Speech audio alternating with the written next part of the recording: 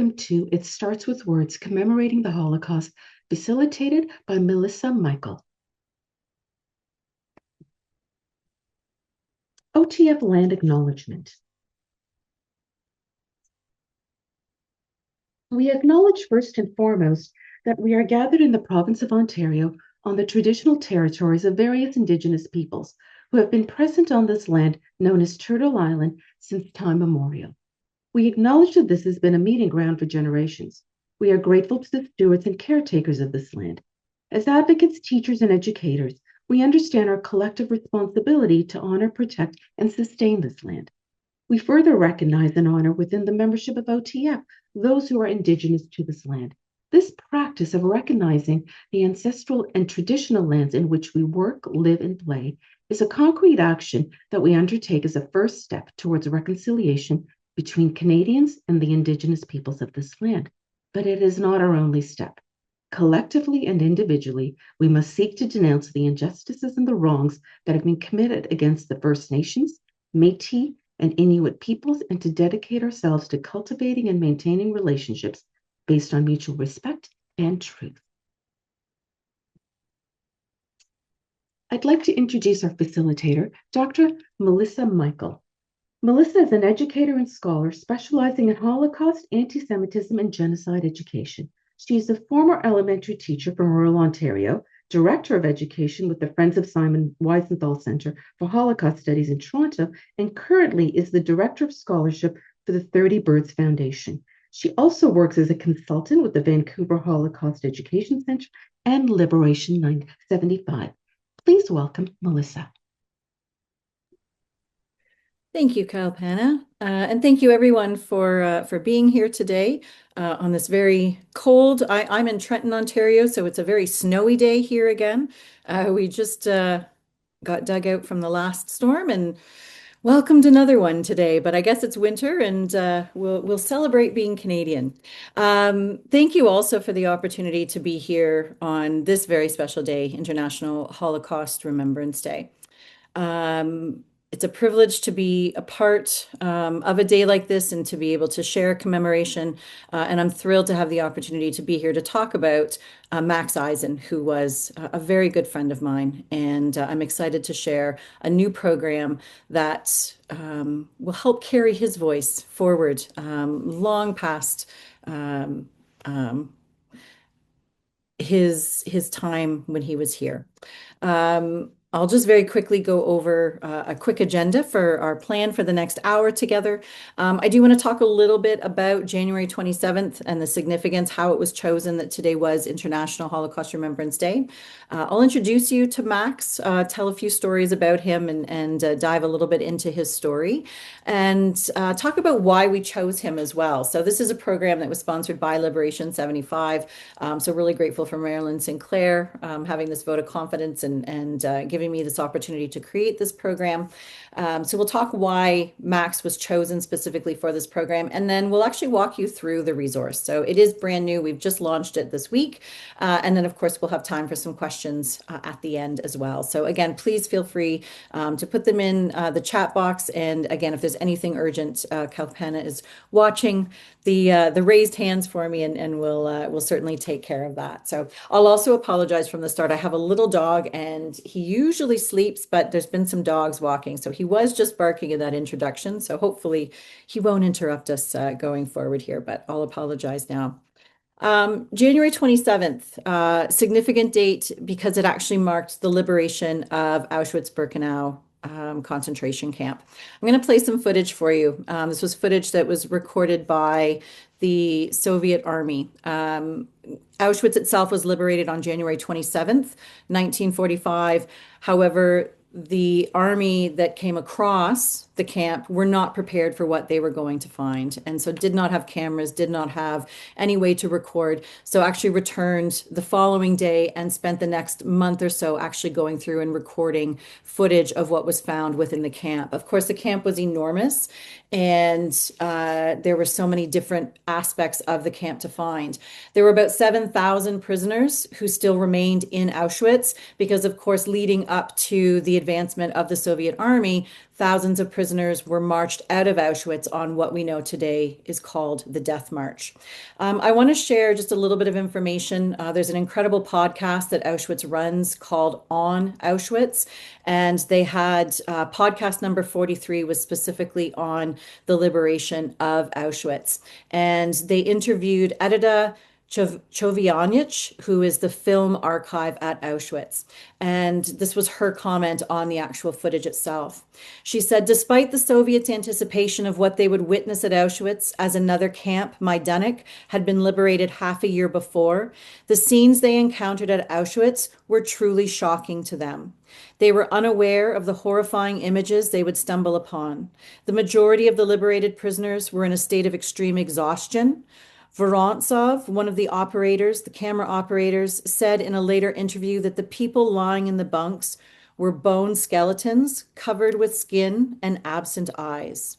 Thus, several of them perished following their liberation, prompting the initial focus of the Soviet military, medical service, and the Polish Red Cross to be on saving the lives of the prisoners. Field hospitals were hastily established in Birkenau, but the conditions were catastrophic.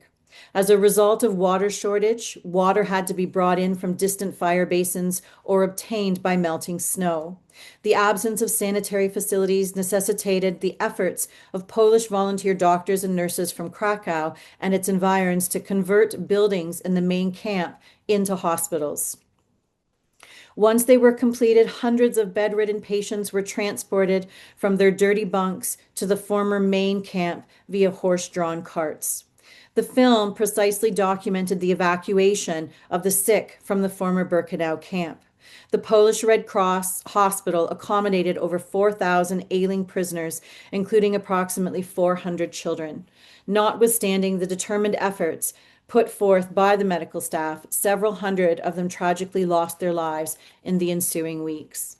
And of course, this was only one of the hundreds of camps that were discovered across continental Europe, where there were some survivors, but the continued loss of life was absolutely astronomical, even following that liberation, due to the extreme conditions which they had been living under. It was the United Nations in 2005 that determined that January 27th would be a day to mark International Holocaust Remembrance Day. And the purpose of the day is to recognize the 6 million Jewish victims of the Holocaust, along with millions of others targeted because of one part of their identity, who fell victim to Nazism during this time period. It's a day that is marked internationally, and an important day to have that commemoration. Whenever I do start to talk about, teaching the Holocaust, I've had the incredible privilege of visiting a number of these sites throughout my career, and there's always one story that has stayed with me. And so I like to start any of my teacher training in particular with this story, because it really centers me in program development. It centers me in my goals and objectives with what I'm trying to teach. And so I want to do that today as well. The photo that you're looking at is from Birkenau, the part of the Auschwitz complex, of course, that became known as the extermination center of the camp. This is a photo that I took in 2010. It was my first visit to Auschwitz. It's referred to as the Juden ramp, or the Jewish ramp, because again, you had the trains that were arriving to offload the prisoners, and it was predominantly Jewish prisoners that were held in this part of the camp. The gates that you can see in the background are, of course, the infamous gates known as the Gates of Death. You'll notice the rail car on one set of tracks. To the right, there's also two additional sets of tracks. The original transports actually didn't arrive inside of these gates. It wasn't until 1944 when this process of murder and execution amplified, and they built an extra set of tracks into Auschwitz in order to accommodate the number of trains coming in. This place that we're looking at is often referred to as the worst place on earth by the survivors who arrived here. And often when I ask that question, responses I'll get, to why would it be the worst place on earth? Often there's references to the violence that happened here, murder of family members, witnessing that violence. And that certainly happened on this ramp. But for many survivors who talk about arriving in the spot, it's not the violence that they refer to it as the worst place on earth. They refer to it as the worst place on earth because for many, it became the last spot where they saw their family member, where they were separated, but didn't know that that was their final goodbye.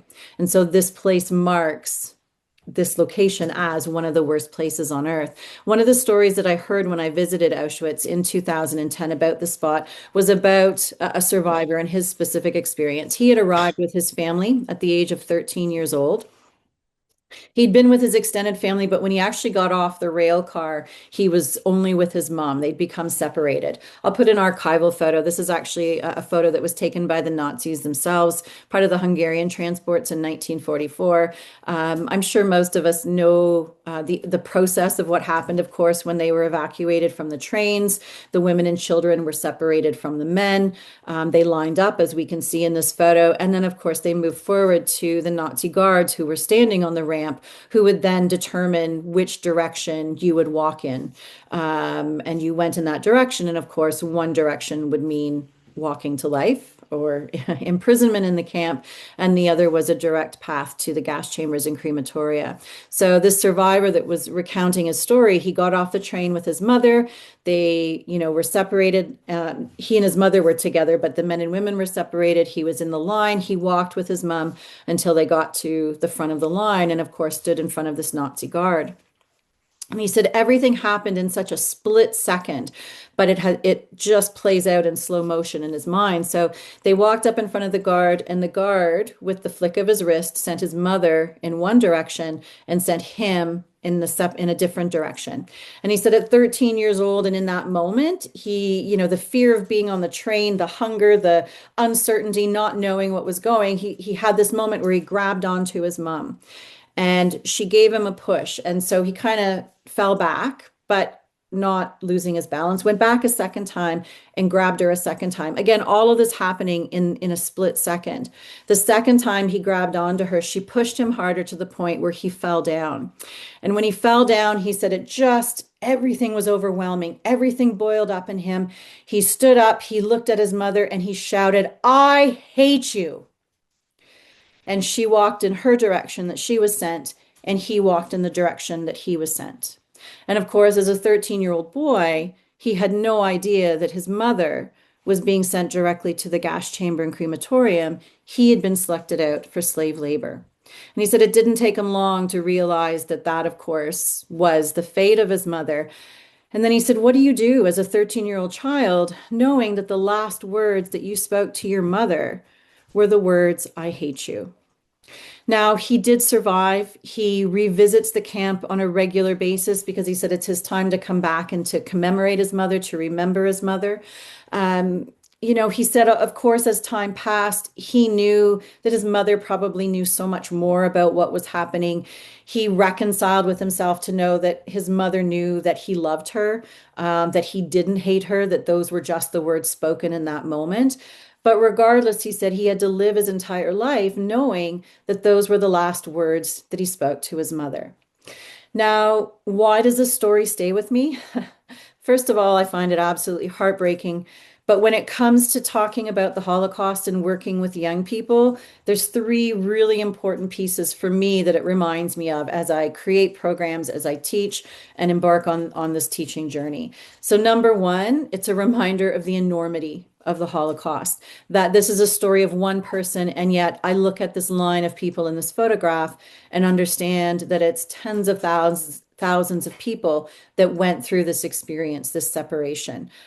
Who knows what words were said? Who knows what emotions were felt? Who knows, we'll never understand what that feeling was. Number two, it's a reminder of the responsibility that we have when talking about this history, that, and especially working with young people, that we find ways to move them safely in and safely out of this learning. It is a traumatic history. It's difficult to learn. So how do we make sure we create safe spaces or brave spaces where we can engage in this learning, and not traumatize the young people that we're working with?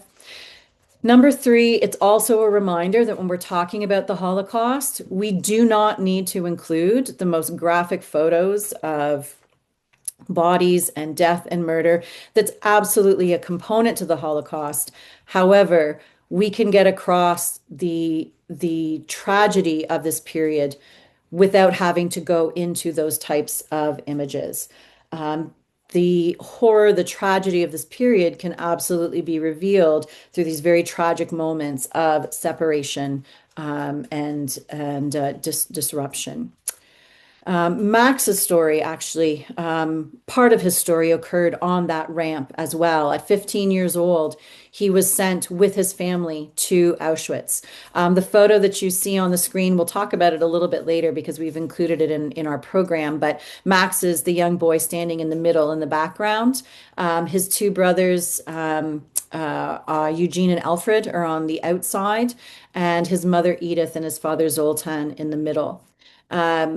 He also had a baby sister as well, Judith. Judith was born in 1942, which he always said when he spoke, about his story, that it was a terrible year for a Jewish child to be born.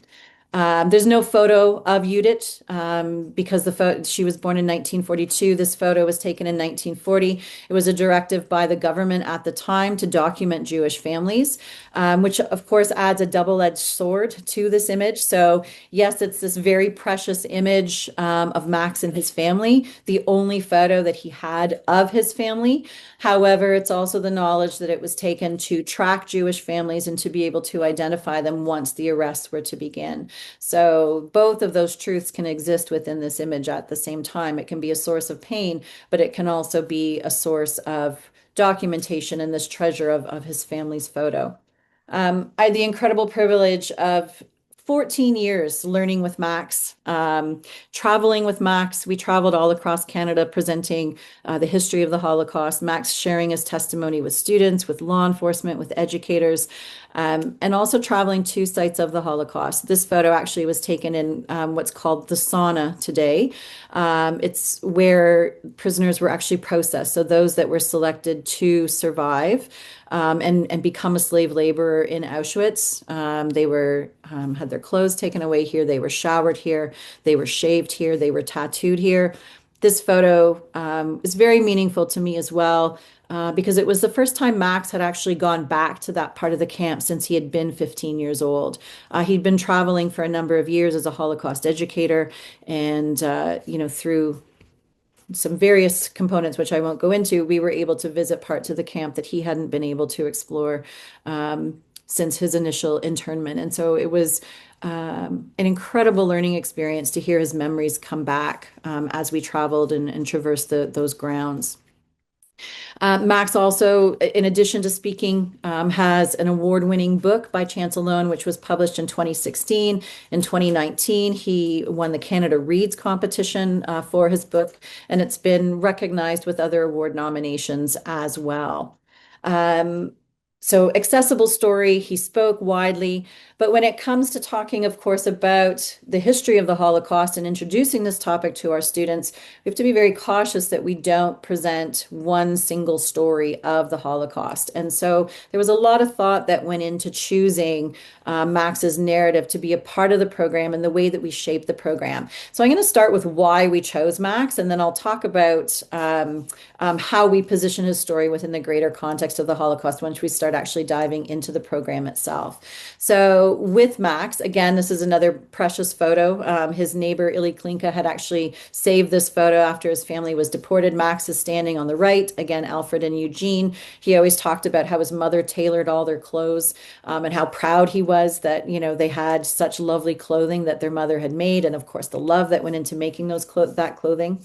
But when we talk about Max and we talk about his story, when we talk about introducing him to young people, he was 15 years old when he was taken to Auschwitz, when he was arrested.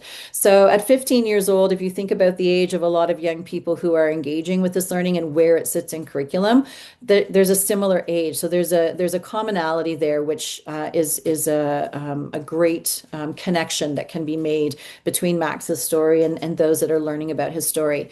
Being that he was 15, it also meant he had memories of his life before the war. And when we talk about best practices in teaching about the Holocaust, it's really important that we talk about life before we talk about death. And so Max has this wealth of information about growing up in Moldova. He was born on March 15th of 1929. And so he had a number of years where he lived with his family. They were fully integrated into the Moldova community. Both of his father and his grandfather were business owners, so they had lots of townspeople that they interacted with.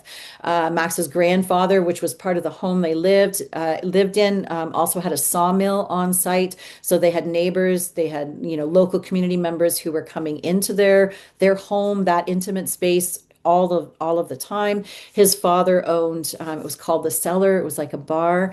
So lots of people, of course, coming in and participating in spirits and gatherings and conversations in those sites. So Max has all of those memories, which aren't filled with anti-Semitism. They were fully integrated into the community. However, he also has memories of anti-Semitism. He has memories of when those times changed, when the occupation of Moldova shifted literally overnight. And the day before, where he could walk to school with friends, the following day, walking and being assaulted on his way to school, and his teachers doing nothing when he got to school. So he has these very distinct memories of the progression of the events of the war and, of course, of these personal experiences. Second of all, his wartime memories. Again, at 15, being arrested, he can talk about the train journey. He can talk about the separation of his family. Auschwitz being one of the most common topics that young people are familiar with, even if they've not learned about the Holocaust. There's a good chance they've heard of Auschwitz. So he has these really key aspects of this history that are part of his story. Max's story includes a story of rescue. And again, a rescue in, of all places, Auschwitz itself. Not that he was taken out of the camp, but he was actually saved in the camp by another prisoner. Max's father and uncle, he was only in Auschwitz with them for a couple months before they were both selected out for medical testing. He did have a brief moment where he, after going to work as a slave laborer, came back to Auschwitz that evening, was able to get to the quarantine part of the camp, and through the fence found his father. And in a brief moment, because of course they weren't supposed to connect or speak, in a brief moment, his father gave him a traditional Jewish blessing and told him, if you manage to survive, you need to tell the world what happened here. Max, of course, knew that medical selection that his father and uncle had been chosen for was a death sentence. He knew that he wasn't going to see them again. And several weeks after they were taken from him, he was out on a work detail and was brutally beaten by one of the guards, to the point where he lost consciousness. He was carried back to Auschwitz by the other prisoners, and he was taken to the hospital. Block 21 in Auschwitz 1. If you've been, or if you intend on going to the museum, you can visit that site today. Max was taken to the hospital. He was operated on, but of course, this isn't a regular hospital as we think of a hospital today. This was a hospital that, as a slave laborer, there was labor that was needed, so there was an effort to restore the health in a very minimal way. But if you weren't back on your feet in 2 days, then you were placed on a stretcher and you were taken to the gas chamber and crematorium. And that was Max's story. It really was supposed to end at that point. He'd been operated on. He was not back on his feet. He was on a stretcher to be taken away when Dr. Tadeusz Rojewsko, a Polish political prisoner who was working in the hospital, came along, pulled Max off of his stretcher and said, "You're going to work for me in the hospital." Max didn't know Dr. Rojesko. He'd never met him. He never met him after the war either, to know why he was selected and why he was pulled off that day. All he knows is that literally saved his life. Max went to work in the hospital, and that time in the hospital meant he didn't have to go out for daily roll call. He didn't have to suffer through whatever the conditions of weather were. And so it gave him a little bit extra strength so that in mid-January of 1945, when he was marched out on the death march, he was a little bit stronger. He had a little bit more strength to deal with what he was going to face before he was eventually liberated in May of 1945. So that idea of rescue is an incredible part of Max's story within Auschwitz. And his liberation story as well. So Max was taken on the death march. He went through a series of different camps before ending up in Ebensee, where he was eventually liberated in May of 1945. He was liberated by the 761st Black Panther Tank Battalion, a U.S. division of Black soldiers. And so you have this incredible story of two oppressed peoples whose lives intersect in this moment. And that's part of Max's liberation story. In addition to these incredible points of Max's story, he was a prolific speaker. And so there's an incredible number of testimonies that exist. And he also was a keeper of items, of artifacts. And so there's a number of artifacts also that exist to support Max's story. So with that, I'm going to do a quick switch over here. I'm going to stop sharing here and I'm going to go to the actual program itself so that I can give you a brief overview of this program that we've put together about Max. Should I pause there, Kalpana, for a minute? I don't know if there's any questions that have come in. No, I think we're good. I have put the link to Liberation 75 in the Oh, chat so people have access to it as well. perfect. Excellent. Thank you so much for that. So this is the homepage for Liberation 75. I'm going to hover over grade 10 and I'll talk about the grade 10 piece because we've positioned it as grade 10, but it's also a program that has great cross-curricular and multi-grade applications to it, which I hope you'll see as we go through. So I'm going to click on By Chance Alone, and I'm going to just play the opening video for you that will be greeted to anyone who visits the site. I tell students, what can we do, Mr. Eisen? I says, what you can do, what everybody can do. You all need to stand up. We all need to stand up and say, we will not allow you to do this, not in my school, not in my city, not in my country. We will not allow you to do this. If we don't, then we'll do the same mistakes over again. And we'll keep repeating the same old mistakes. Somebody once said that without history, there's no memory. And without memory, there's no future. So I think that's without memory, you keep making the same mistakes. I think it's important for people to remember it. It's as simple as that.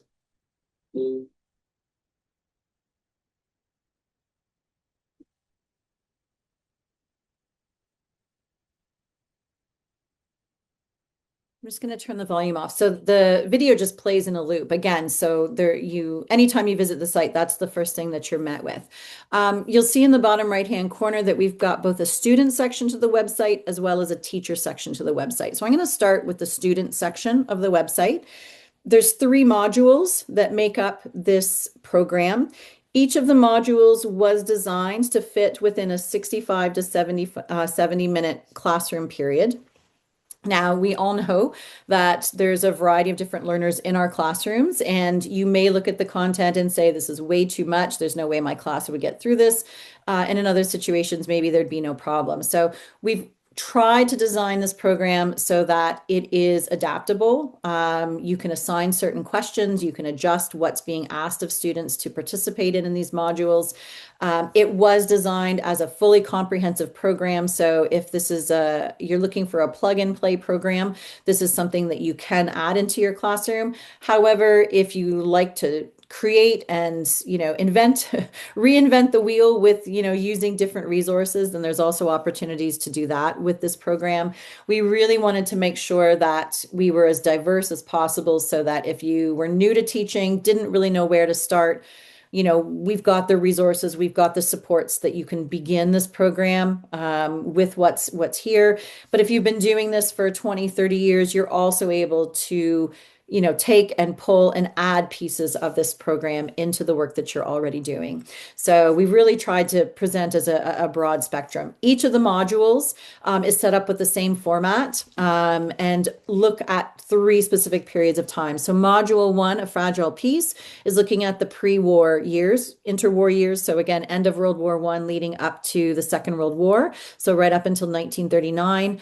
A War Within, module 2, is looking at 1939 to 1945, and module 3, Never Again, is looking at 1945, liberation, and the post-war years. Each of the modules begins with an introduction. So there's an introduction to the topic for the students to give them an idea of where this is sitting. I'll go through the format and then I'll come back up. So I hope I don't make anyone too dizzy going up and down here. We have a timeline, again, where we're looking specifically at 1933 to 1939. With Liberation 75, Marilyn Sinclair is all about, looking at resources that are out there. So we leaned on echoes and reflections in the incredible timeline that they've put together for this particular program. And again, each different section has questions or activities that are attached to it. We have a map also from Echoes and Reflections that I'll come back to in just a moment. We have a series of artifacts, and then we also have testimony. So each of the different modules includes all of these different components.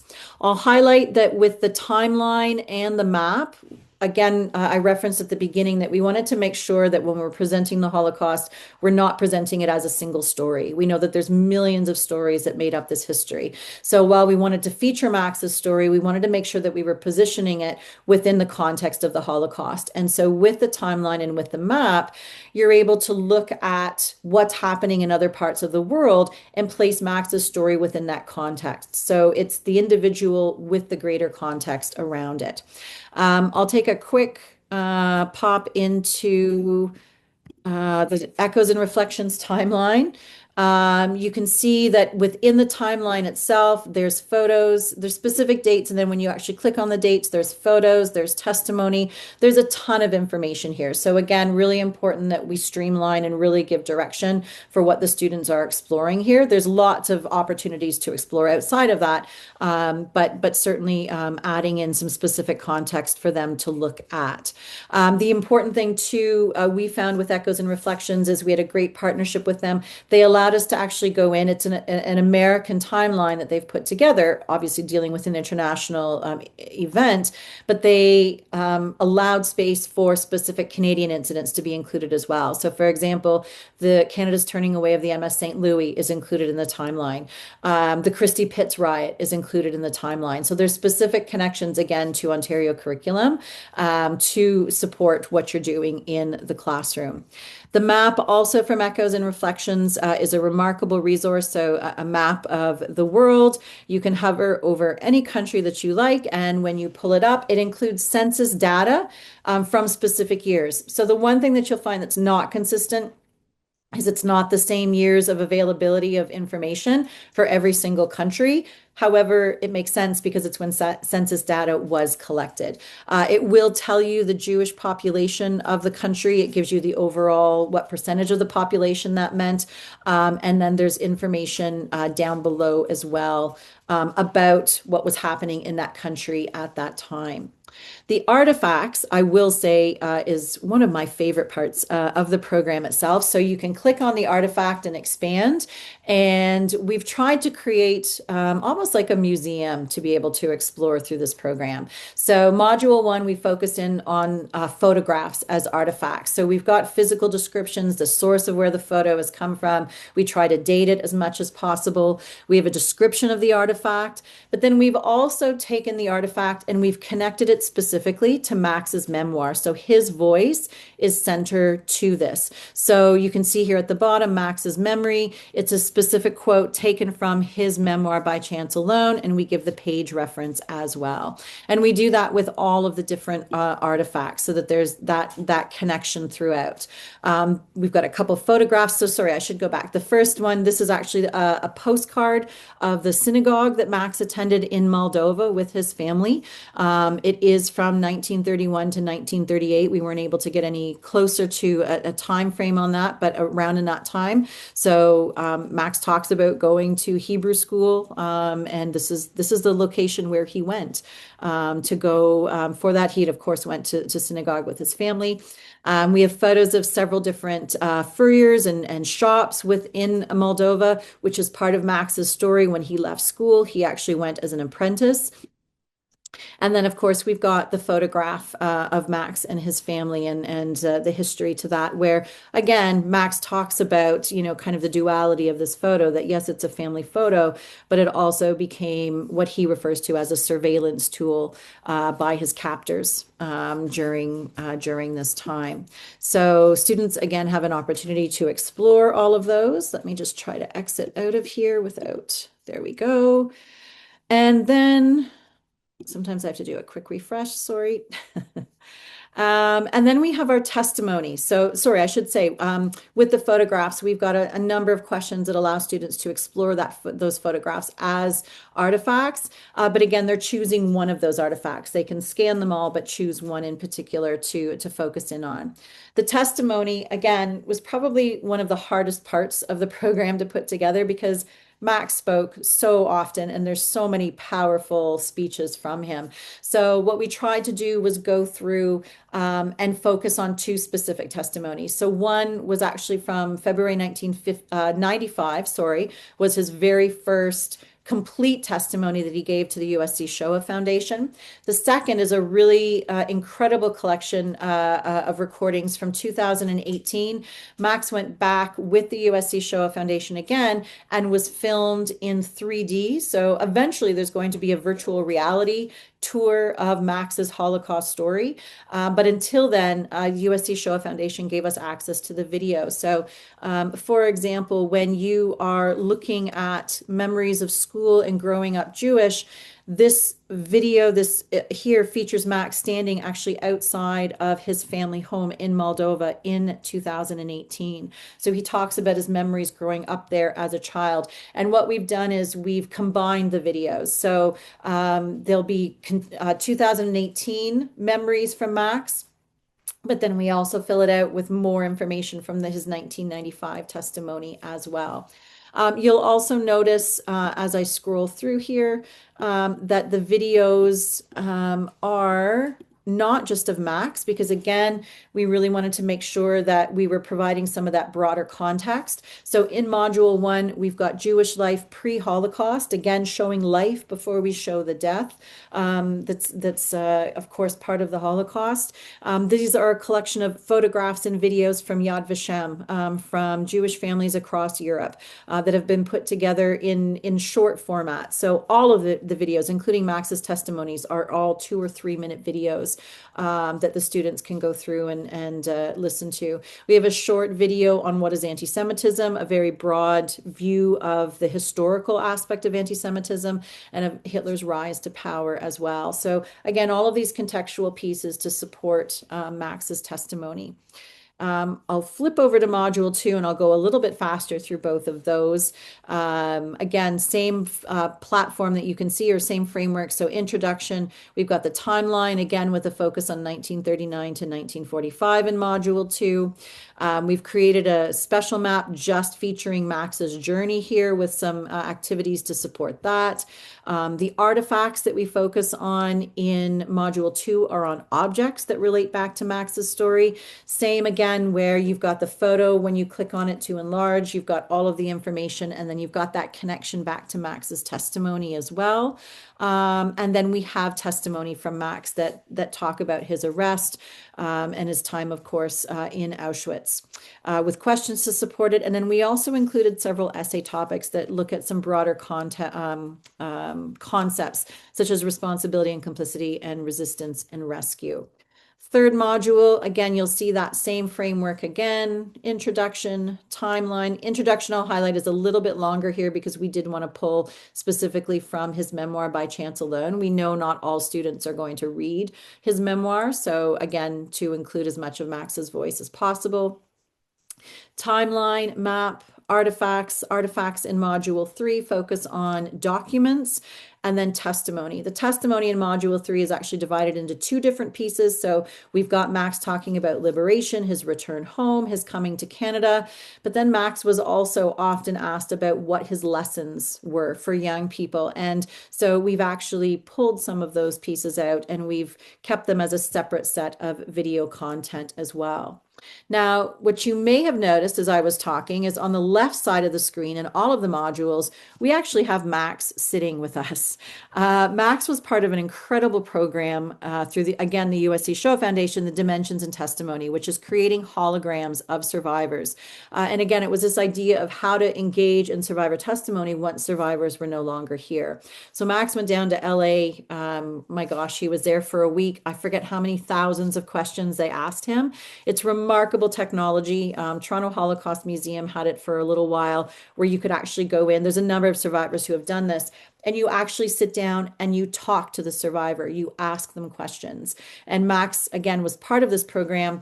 USC Shoah Foundation has made this program accessible. It's not a hologram, obviously, online, but you can actually go and talk to Max. And so you'll notice that we have Ask Max in each of the modules. We have some guiding questions that relate back to the module to guide questions, but at any point throughout this program, students can talk to Max. They can type questions to Max into the comment box, or you can actually activate your microphone and actually speak to Max and he'll answer your questions. So again, an absolutely remarkable resource that's available, again, that just creates these incredible learning opportunities for our young people. If you go back to the homepage, and I kind of loaded it because I will say the teacher side of the website takes a little bit longer to load. So I'm just going to give a very brief overview and then I'm going to open it up for questions because I realize I've been talking for a long time here, but I don't think I see a whole lot of questions popping in just yet. But if you have, please hold them or start throwing them into the chat box there. Like I said at the beginning, we wanted to make sure that when we put this program together, it was a resource that could support new teachers to the subject, or it could support teachers who have been teaching this for years. And so we've tried to put a number of different pieces together in the teacher section of the website to support that. So I'll just walk you through. I'm in the lesson plan. If you look on the left side of the menu bar, I'm in the lesson plan section. This is one of the longer sections of this website. So we've also got another menu here at the top that, again, there's a little arrow you can, jump about however you like. So I'm going to go through in chronological order here, but we've tried to look at navigation and make it easy as well. So we've got an introduction to Max, who he was, a little bit about who he was, obviously so much more than, these short paragraphs. An introduction to the resource, what our design plan was, what our thought was behind actually creating this program, the learning objectives that are attached to the program itself. And then we also wanted to make sure that we took some time to really emphasize that you don't just take this program and put it in front of your students. There has to be some work in advance to prepare them. And so we've offered some guidance on how to prepare students and how to get ready to introduce the program. So number one, and all of this, of course, is rooted in best practices. So we really leaned on the pedagogical framework of what it means to create and implement a really strong Holocaust education program that, again, allows us to move our students safely in and safely out of this learning. So number one is assessing prior knowledge. What do your students know when they come into your classroom already? In my time at Friends of Simon Wiesenthal Center, we used to do this in all of the sessions when we went out into classrooms, and we would always start by asking students what they know about the Holocaust. The two most common answers that we got, number one was Hitler. Above all else, that was the number one response. They all knew who Hitler, I would say 99% knew that Hitler was part of the Holocaust. Didn't necessarily know the facts around it, but that was the figure. That was the name that they knew about that period. And the second was Auschwitz. And then the second question we often asked was, where did you learn this information? How did you learn about this? And the most common answers were the internet or movies. And so gathering that information is really key so that we understand as educators what information we have to counter, what misinformation they possibly could have encountered in their exploration and what they've learned, and how to fill out those pieces to help them understand so much more than just the names and the surface level of what these pieces are. And so we've got a little explanation for assessing prior knowledge, but then we've also got some suggested activities that you can use in your classroom to draw on this information. And again, only suggestions, tons of other ways that you can go, but just a starting guide. The second piece that we encourage is making sure that you're introducing language, signs, and symbols, helping students to understand what the swastika means, the Hitler salute. They're going to encounter those pieces as they go through this learning, understanding the weight that those images, that language, those signs continue to hold today, and the harm that they continue to hold today. So again, several activities that we've got to guide through that. And then the third piece is defining terminology, making sure that there's a common language when you speak about what these terms are. It's very easy to, think, oh, everyone must know what the Holocaust is or what that means. Well, what is that definition? How do we bring about that common understanding? And actually, we do have a glossary of terms that I'll show in just a minute. And it's in the student section as well as on the homepage as well. So there's some guides there to support you in that learning. We have a module overview again that just talks about the timeline, map, artifacts, and testimony. So if you don't look at the module first and you come here first, it still gives you that framework. We've got an explanation of what all three of those modules are about. And then the last piece on the lesson plan side is we've put together a recommended 5-day schedule. Now, I also know that there's a great span of time that people have where they spend on this program. So I realize that for some, 5 days may be completely unrealistic. So what I hope that people will take away is that this is an adaptable program. You make it fit to your program that you're teaching. We are also working, this is one of the pieces of feedback. We've been workshopping this with teachers already to get some feedback. And so we are working on a suggested 3-day schedule as well, which we'll have up on the website very shortly. But we want this to be usable. We want you to explore and to find the pieces that work for you. So we're also open to feedback, please, as we go along. Very quickly, just through these last pieces on the teacher side of the website, we do have direct connections to curriculum.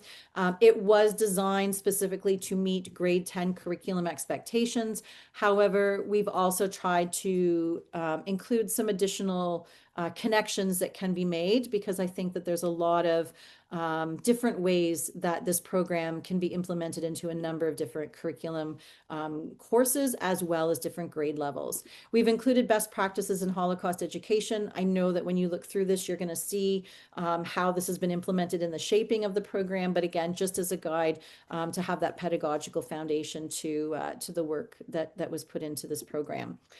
We've included a student workbook I should have mentioned as well. So all of the activities from modules 1, 2, and 3, we have put into a downloadable PDF. So if you decide that you want to hand this out as an assignment, it is something that's printable. I realize it's in color, and I realize that color is not a reality for most teachers when you're printing. It still works as a black and white photocopy as well. So the student workbook, I'm not going to click on it right now, but again, downloadable PDF that has all of the activities that connect back to the different modules. We also created evaluation tools. So we have a self-evaluation for a student evaluation, and then a teacher evaluation as well, both downloadable and accessible for you. And then the final piece to the teacher section is all of the other stuff. We just wanted to, kind of compile a number of other resources that we found that didn't fit into the modules, but you may want to use yourself. So one was the video testimony. Again, we couldn't put everything in because we were keeping that 65 to 70 minute classroom schedule in mind. So we've included a whole bunch of other testimony videos in this additional resource section as well that you're able to pull out if you so choose. All of them, again, 2 to 3 minute videos. They're all labeled so that you'll understand where they fit in with Max's story. But lots of tools there to be able to access. Graphic organizers, again, we know that you have access to these and probably, your own style of what you like to use, but we did include a KWL chart and a C Wonder Connect chart in case that was something you wanted to use. It's easy to find. We did reference Max's books. So we've got his memoir, his original memoir, By Chance Alone. We also referenced the young readers version that Kathy Kaser wrote and published just a couple years ago, that's also out and available. There's also an audiobook. So if you have students who need an alternative source and they're interested in pursuing, the story a little bit further, CNIB has the audiobook that's available free of charge. So we've included a link to that as well. Liberation 75 is also in the process of translating Max's book into French. So the French will be available by September 2026. Some of the pieces of Max's story as well, there's some additional, if you decide to explore, for example, the rescue component, Dr. Tadeusz Rzesko, there's some interesting information about him that's available. So we've included a link to that, an incredible documentary about the 761st Black Panther Tank Battalion that liberated Abensay Camp and Max. Max is featured in the documentary. It's available free on YouTube, so we've included a link to that. We did reference the accountant of Auschwitz. Max was part of several Nazi war crime trials in 2015 and 2016, I think, were the 2 years. It's available right now free on CBC Gem, but we didn't include the link because we don't know how long it'll be there. But again, another documentary that if you were looking for exploration into post-war justice and the pursuit of war criminals, it's an incredible documentary that can support that. We also included teaching with testimony. Again, it's not in-person testimony. It's a new view on what testimony is. These are just a number of guides that can help you in working with your students in including testimony, which of course pertains to survivor testimony, but is applicable to other types of testimonies that you may bring into your classroom. Second last, full-length interviews. If you decide you don't want to go through the little mini clips of Max speaking, we've attached 3 full-length interviews. I think there's a couple that are 60-minute, and I think there's one that's 90 minutes. So if you wanted to look at a testimony from Max in its entirety, we've recommended a few here. And then finally, the last piece is the glossary, like I mentioned. So each of the glossary, each of the words has a drop-down menu that you can take a look at. That has the definition. And again, this is featured in the teacher section. It's also in the student section, as well as on the homepage as well. So before I open it up for questions, because I know I probably won't come back to it if I don't do it right now, I just wanted to give Max the final word here, and that is, he used to start all of his presentations with this slide, and this would shape his entire presentation. And he would always say, it starts with words and it ends in terrible places. He wanted young people to understand that the Holocaust did not begin in gas chambers and crematorium. It began with everyday actions in small communities, between neighbors, and again, the responsibility that we all have and the power that we all have to be able to say no to hate and to stand up and be that voice for peace and for respect and for supporting each other. So with that, I know I've done a lot of talking, so I'm gonna stop my share. And if there's any questions, I'm happy to do my best to help out or to answer. Thank you so much, Melissa. There was a question. I'm not sure if the person who asked the question in the chat wants to ask it in front of the group. Okay, I'm happy to read it. Has there been any more resistance to teaching about the Holocaust with the recent anti-Holocaust misinformation being propagated in the last couple of years and tries to downplay the extent of the genocide? If so, how do you recommend one counters that resistance? That's a great question. So I can only speak from personal experience, and again, I'll kind of lean on, my time. I was 16 years a director of education with Friends of Simon Wiesenthal Center in Toronto. No, is the short answer. There certainly there's a distortion. There's misinformation that's being spread. There, are we're in situations where there, were some resistance from parents for students being a part of the program, but the need for the program, the drive for the program, the request for the programs, if anything, it has become much busier, much more demand for the programming. I know some of the reports coming out of other countries internationally, it's a different story. Just from what I've been reading, but from personal experience, there has not been a drop in demand for that programming. Um, how to address it if you are facing it? It's a difficult question to answer. What I always try to do is try to draw back on this is an historical event that is documented. It's as a teacher in Ontario, it is part of curriculum. So you can always lean on, the curriculum documents that are guiding your professional practice, that this is an expectation that is taught. And I do find most of the time, and again, it's it's not always going to work in that favor, but most of the time in having conversations, people understand what is being taught. And I think it's breaking down some of those misunderstandings or what people perceive as being taught and being able to have transparency in what your lessons are and what you're teaching that often will shift that mindset. We've had situations, even as an organization coming in, where we've heard that parents were concerned about, what we were teaching and what we were coming in. And as soon as that conversation was opened, there was a shift saying, oh, if that's it. A lot of times it's fear from parents about the trauma that could be inflicted, aside from anything political, right? So there's concerns about what their children will be exposed to. And so helping them to understand, again, going back to the beginning, it doesn't have to be piles of bodies. It doesn't have to be that horrendous violence in these teachings. You can still teach about the death part of it, which has to be part of it, in a sensitive way that does not traumatize the students in the class. I hope that answers the question. I think it does. We have Marianne who has her hand up. Marianne, would you like to unmute yourself? Yes, hi. Thank you so much. I really appreciate all the depth of information that's in the website. That's fantastic. It's nice to see the interactivity as well. I just have a couple of questions.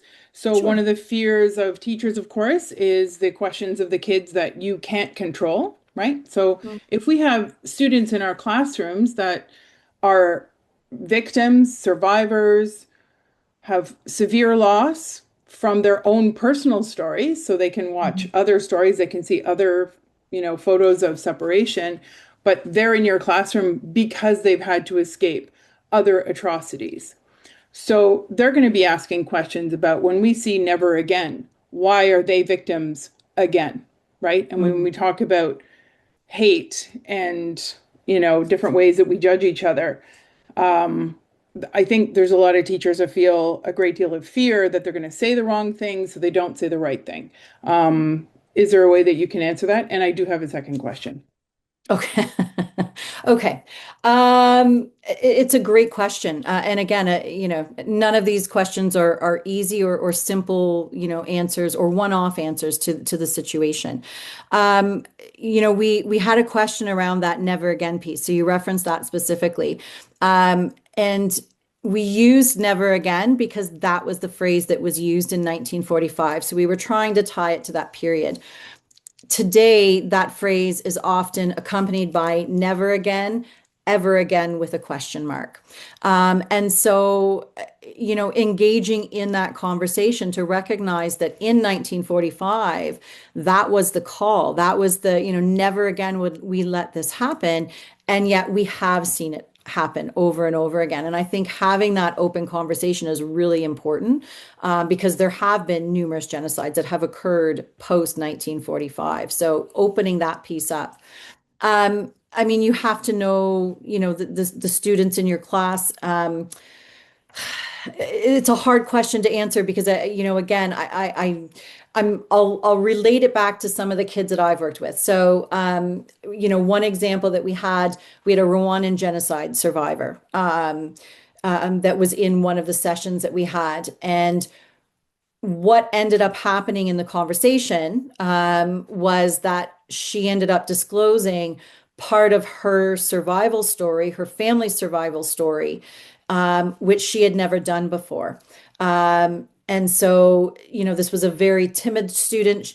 She wasn't someone that often spoke in class, simple math questions, which she knew she didn't participate in that aspect. And yet in this very vulnerable personal space, she felt that she was able to share her family's testimony. So in that particular situation, there was, I don't want to, what's the word? There was a connection that she was able to find and a validation that she was able to find. And to be honest, that has been a lot of the experiences that I've had with people who have gone through atrocities, is that rather than feeling unseen or unheard, feeling a connection that I'm not the only one who's gone through this. Again, it's a situational. You really have to know how to approach that in your classroom, how to have that communication with the parents. It really is, what are your policies within the school for addressing this? I think those are all important questions to have so that that you've got the support, of admin in your school, and there's a path to take, a strategy within the school to address that. It's an important question, Marianne. And I know you've got a second question. Thank you. Appreciated. So, along with this is my third Holocaust Remembrance webinar today. And what I hear in each one is an evolving, I've been teaching for 33 years. So I've been hearing an evolving sense of having one sentence that says Jewish victims and others. So that wasn't there before. So that's great that it's there now. Is there an effort from your organization or Liberation 75 or any of the other ones that they will be working within coalitions in order to highlight the other victims? Great question. So yeah, some of them absolutely do. It's interesting. International Holocaust Remembrance Day, the intention has always been to recognize all victims. So we don't ever lose the Jewish centrality, because that was the intention, was to completely eradicate the Jewish people according to Nazi ideology. There were millions of others, Roma and Sinti, political prisoners from all different countries, Jehovah Witnesses, homosexuals. They're, using the language from the time. All of these folks were targeted. So International Holocaust Remembrance Day is the day to recognize all of those victims. Yom HaShoah, which usually falls in April, tends to be the recognition of Jewish victims of the Holocaust. So there's distinct commemorations that look at specific groups. There's a date for the Roma, the genocide of the Roma during the period of the Holocaust. So there's definitely, as time has gone on, efforts to recognize the different groups. As far as working together, absolutely. And of course, I'm drawing a blank right now on specific examples to give you.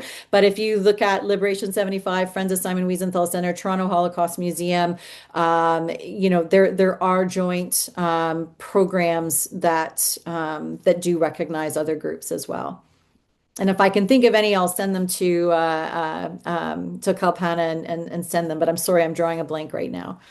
I appreciate that. Thank you. But the Thank you. recognition, but not including them in any of the resources is probably the next step for either a starting teacher or a veteran teacher, is that if we don't have it and it's vetted, and that, this idea of non-political and yet it's a Holocaust, that is political.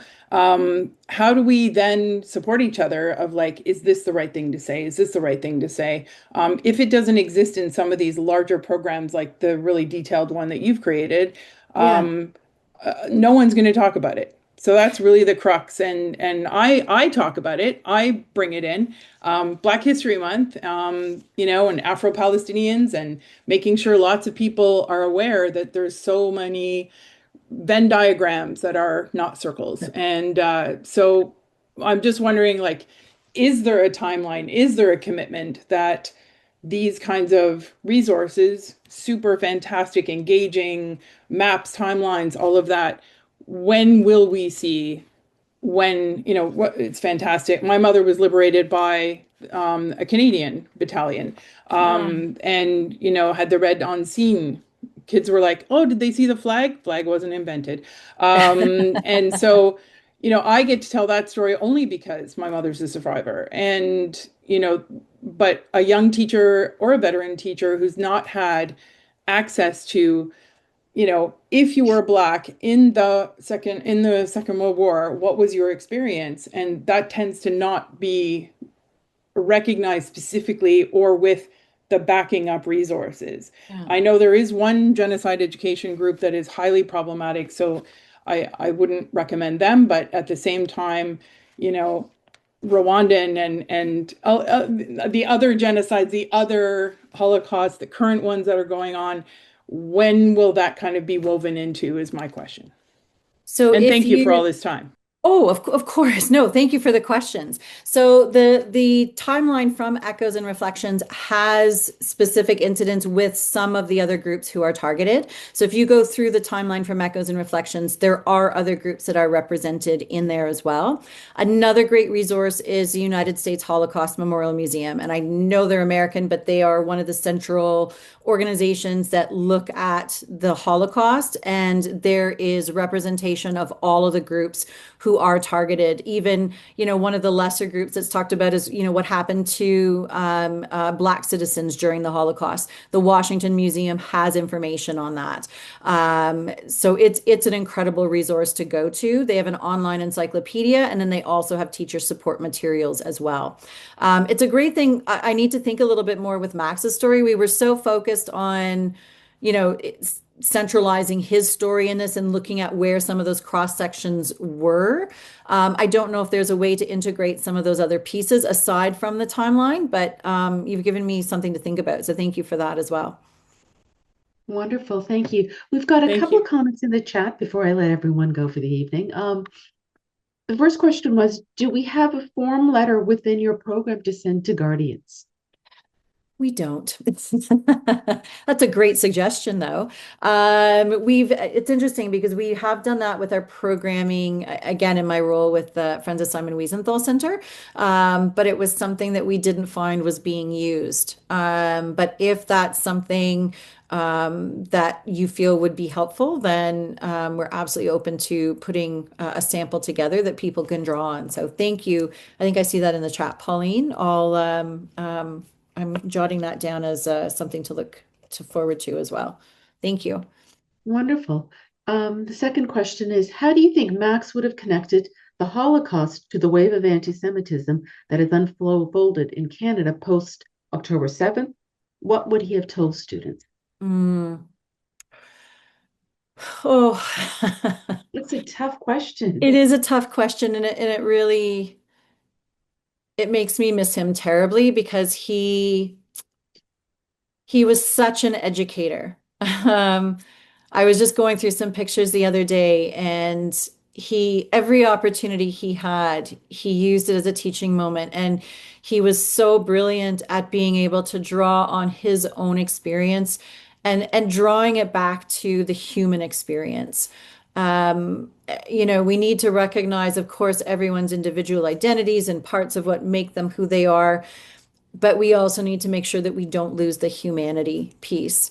And I don't know what his message would be. I wish he was here to be able to ask, but I know that he would draw it back to the importance of conversation, the importance of being cautious with the words that we use, and a reminder that hate doesn't lead anywhere good, and that we all have a responsibility to be here for each other and to support each other.